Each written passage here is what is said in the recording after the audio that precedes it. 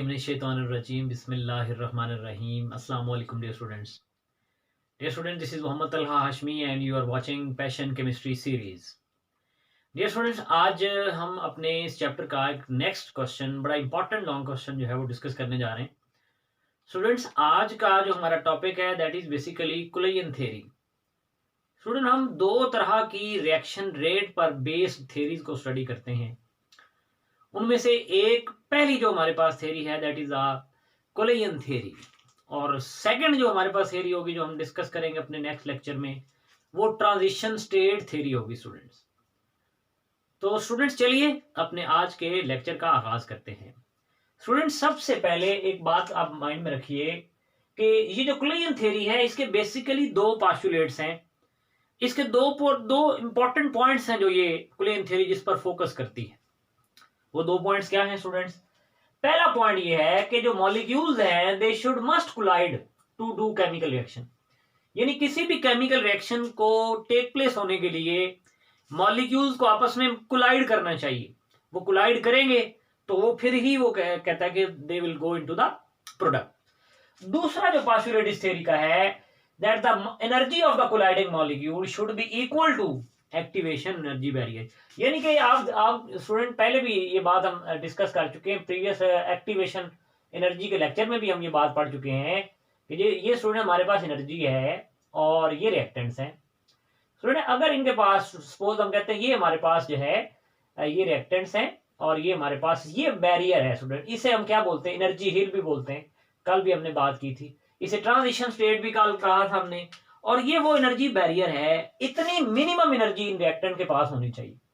अगर इतनी एनर्जी होगी तो फिर स्टूडेंट ये इस बैरियर को क्रॉस कर जाएंगे और इस एनर्जी को हम एक्टिवेशन एनर्जी कहते हैं. तो इसका मतलब ये हुआ कि एनर्जी ऑफ कोलाइडिंग मॉलिक्यूल्स जो है वो एक्टिवेशन एनर्जी के इक्वल होनी चाहिए. अगर उससे कम होगी तो फिर क्या होगा? यकीनन ये वाले जो मॉलिक्यूल्स हैं they will not be able to pass the energy hill or energy barrier and they will bounce back into the reactants again. तो इस बात को माइंड में रखिए. इसका मतलब है दो पोस्टुलेट्स. पहला कि मॉलिक्यूल शुड मस्ट कोलाइड और दूसरा energy of the colliding molecule should be equal to activation energy. इसी तरह स्टूडेंट्स नेक्स्ट हमारे पास आप देखिए कि let us consider a bimolecular reaction. हमारे पास स्टूडेंट एक बाइमॉलिक्यूलर रिएक्शन है जिसमें दो मॉलिक्यूल ए के यानी रिएक्टेंट ए है हमारे पास और उसके दो मॉलिक्यूल आपस में रिएक्ट कर रहे हैं और रिएक्शन में हिस्सा ले रहे हैं और यकीनन वो कन्वर्ट होंगे स्टूडेंट्स किसके अंदर? They will be converting into the product. तो अब हम इस रिएक्शन का रेट देखेंगे कि इस रिएक्शन का रेट स्टूडेंट क्या होगा. तो देखिए, rate of the reaction with respect to the decrease in the concentration of A is equal to K into A raise to power 2. यानी कि ए का स्क्वायर आ गया हमारे पास. क्यों? क्योंकि स्टूडेंट हमारे पास रिएक्टेंट के दो मोल्स हैं. तो इसका मतलब है ये हमारे पास इस रिएक्शन का रेट आ गया. इस इक्वेशन को स्टूडेंट्स हमने इक्वेशन नंबर 1 कह लिया. चलिए, तो फिर इसी तरह से हम आगे चलते हैं. स्टूडेंट्स, अभी हमने बात की है कि बल्कि आप पहले हम अर्लियर चैप्टर्स में इस बात को डिस्कस कर चुके हैं कि कुलेयन नंबर क्या होता है, कि number of the collisions which are happening between the molecules per unit time. यानी कि कुलेयन नंबर से मुराद है कि कितनी कुलेयंस हो रही हैं एक यूनिट टाइम के अंदर मॉलिक्यूल्स के दरमियान. तो ये हम पहले भी स्टूडेंट्स पढ़ चुके हैं और उसकी जो वैल्यू है ZAA is equal to 1/2 square root into pi sigma square NA square into C bar. तो इसको हमने इक्वेशन नंबर 2 बनाया. ये कुलेयन नंबर है स्टूडेंट जो हमने प्रीवियस अपने चैप्टर्स में डिस्कस किया है. और इस कुलेयन नंबर के बारे में हम ये बात करते हैं कि कुलेयन नंबर क्या है? वो रिएक्टेंट्स के दरमियान होने वाली कुलेयंस जो उनको फेवर करती हैं किसमें? प्रोडक्ट में जाने के लिए. जितनी ये आप कह लीजिए कि ये कुलेयन नंबर ज्यादा होगा किसी रिएक्टेंट्स का, उतना रिएक्टेंट्स जल्दी प्रोडक्ट्स के अंदर जाएंगे, उतना ज्यादा रेट ऑफ रिएक्शन होगा, उतना ज्यादा स्पीड से ये रिएक्शन चलेगा. तो इसका मतलब है इसीलिए हमने क्या कहा? हमने ये कहा कि फिर हम इस तरह ना लिख लें कि rate of this reaction is equal to ZAA. तो हमने क्या किया? हमने इसकी जगह पर ZAA पुट किया. क्यों? हमने कहा जी कि इसकी क्या वजह? क्योंकि वजह यह है कि रेट ऑफ रिएक्शन स्टूडेंट्स उतना ही ज्यादा होगा जितनी कुलेयन नंबर्स या नंबर ऑफ कुलेयन ज्यादा होंगी रिएक्टेंट्स के दरमियान. इसी तरह से स्टूडेंट्स देखिए, अब हमने ये पहले जैसे कि हम जानते हैं कि रेट इसके बराबर था, वो कहता है कि इसके बजाय के ए स्क्वायर की बजाय हम इसके नंबर ऑफ मोल को भी लिख सकते हैं। तो स्टूडेंट नंबर ऑफ मोल क्या है, आप देख सकते हैं कि ये मेरे पास के एन ए, यानी कि ये नंबर ऑफ मोल ऑफ ए है, तो मैंने इसकी जगह पर ये वैल्यू पुट कर दी। तो इसका मतलब है K N A square is equal to G A A. इसका मतलब ये हुआ स्टूडेंट्स कि हमारे पास ये वाली जो वैल्यू है यकीनन ये जी ए के इक्वल है। आपने कहा ये कैसे, क्योंकि हमने कहा कि रेट जो है वो कुलियन नंबर के इक्वल होगा, और रेट किसके इक्वल है, के एन ए स्क्वायर के। इसलिए हमने कहा कि हम इन दोनों को कंपेयर कर सकते हैं, हम इन दोनों का कंपैरिजन कर सकते हैं। इसी तरह स्टूडेंट्स हम आगे चलते हैं। देखिए स्टूडेंट नेक्स्ट हमारे पास ये जो के है ये इसी तरह यहां पर मौजूद रहा, ये एन ए स्क्वायर जो है वो यहां पर आकर डिवाइड हो गया। तो इसका मतलब है ये ऊपर क्या है, कुलियन नंबर, और नीचे क्या है, मोल पर यूनिट वॉल्यूम, यानी कि कितने वॉल्यूम के अंदर कितने मोल्स हैं और उनकी कितनी कुलियंस हो रही हैं, इस पर के की वैल्यू डिपेंड कर रही है। अब स्टूडेंट हमने क्या करना है, हमने रेट को फाइंड करने के लिए हमेशा हम के की वैल्यू फाइंड कर रहे होते हैं, रेट कांस्टेंट के की। तो इसका मतलब ये हुआ कि अब हमारा जो गोल है, हमारा जो मिशन है अब यहाँ पर इस क्वेश्चन को सॉल्व करने के लिए, वो क्या है, to calculate to find the value of K. तो के की वैल्यू को चलिए स्टूडेंट हम फाइंड करते हैं, और के की वैल्यू को देखते हैं कि हम उसको किस तरह से जो है वो फाइंड आउट कर सकते हैं। तो चलिए स्टूडेंट्स बात ये है, तो कहता है कि जो यूनिट्स होते हैं ना सेकंड ऑर्डर के, वो होते हैं डेसीमीटर क्यूब पर मोल पर सेकंड। लेकिन स्टूडेंट यहाँ पर ये वाले यूनिट्स जो है मौजूद नहीं है।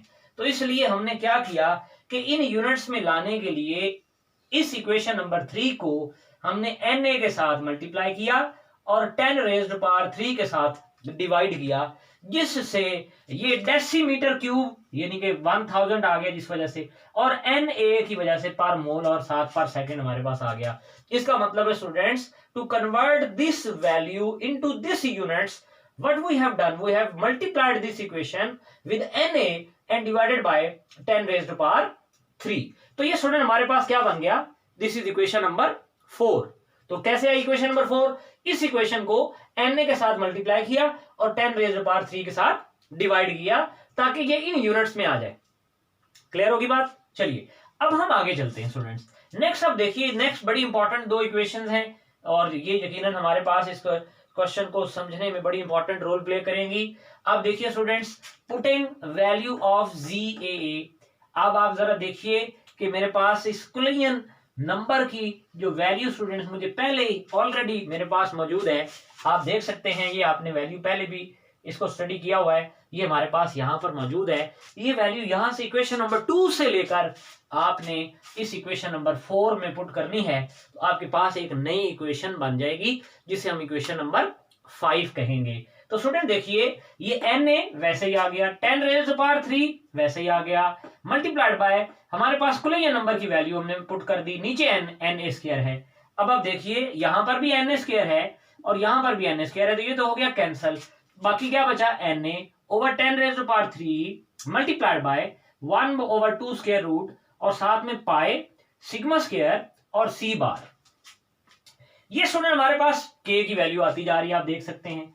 अब स्टूडेंट बाकी सारी चीजें तो कांस्टेंट ठीक हैं, लेकिन ये हमारे पास जो सी बार है, ये आप जानते हैं कि ये एवरेज वेलोसिटी को जाहिर करता है। इसका मतलब है इसको भी यहां से एलिमिनेट करने के लिए हमें इसकी वैल्यू को पुट करना पड़ता है। तो स्टूडेंट अब क्या करते हैं, हम यहां पर क्वेश्चन नंबर 5 में सी बार जो एवरेज वेलोसिटी है, इसका एक्सप्रेशन भी हम वेलोसिटीज के अंदर डिस्कस कर चुके हैं, स्टडी कर चुके हैं, तो इसलिए आपने इसको माइंड में रखना है। तो स्टूडेंट यहां पर आप देख सकते हैं ये सी बार की वैल्यू हमने यहां पर पुट की, Na 10 raise to power 3 1/2 square root 2 square root pi sigma square, ये एज इट आ गया, हमने यहाँ पर इसकी वैल्यू पुट कर दी। और स्टूडेंट्स बड़ी इंपॉर्टेंट बात यहाँ पर, बड़ी गौर तलब बात, ये सारी यकीनन किसके इक्वल है, के। ये इक्वेशन नंबर 6 है स्टूडेंट्स, और ऊपर आप देख रहे हैं ये इक्वेशन नंबर 4 है। वो क्या कहता है, वो कहता है ये भी के की वैल्यू है और ये भी के की वैल्यू है। आप क्या करें, you should compare equation number 4 by equation number 6। तो हमने कहा जी बिल्कुल कंपेयर कर लेते हैं। तो यहां पर क्या मौजूद है, Na 10 raise to power 3 multiplied by Zaa over Na square, ये सारी वैल्यू आ गई। और इस इक्वेशन नंबर 6 में क्या मौजूद है, Na 10 raise to power 3 multiplied by 1/2 square root pi sigma square, और स्टूडेंट साथ में क्या मौजूद है, 8 पाई स्क्वायर का जो स्टूडेंट हमारे पास आंसर आता है वो भला क्या है, वो स्टूडेंट्स 2 इंटू 2 स्क्वायर रूट है। तो फिर क्या होगा, ये 2 स्क्वायर रूट इस 2 स्क्वायर रूट के साथ कैंसिल हो जाएगा, बाकी सिर्फ 2 बचेगा। और स्टूडेंट यहाँ पर पाई की पावर 1 है और यहाँ पर पाई की पावर 1/2 है, तो इसलिए ये नीचे से कैंसिल होता है और ये हम इसको नीचे से कैंसिल करके आप ये कह लीजिए कि इसे नीचे से कैंसिल होगा और ऊपर आके इसकी पावर 1/2 हो जाएगी, इसलिए पाई को हमने ऊपर लिख दिया। तो इस तरह से स्टूडेंट हमने इसको कंपैरिजन किया और फिर आप देखेंगे बुक में कि ये सारा का सारा जो फैक्टर है इसको कांस्टेंट जी नॉट के इक्वल जो है वो कंसीडर किया गया है। तो स्टूडेंट हमारे पास फिर के की क्या वैल्यू आ गई, K is equal to G naught और G naught is equal to N A, ये हमें पता है कांस्टेंट, 10⁻³ कांस्टेंट, 2 कांस्टेंट। बेटे क्या पता होना चाहिए हमें, अगर आप के की वैल्यू फाइंड करना चाहते हैं, we should know the collision number, वो आपके सामने। फिर हमें क्या पता, टेम्परेचर यकीनन पता होगा, आर पाई पता होगा, हमें क्या पता होना चाहिए, molecular mass of the gas.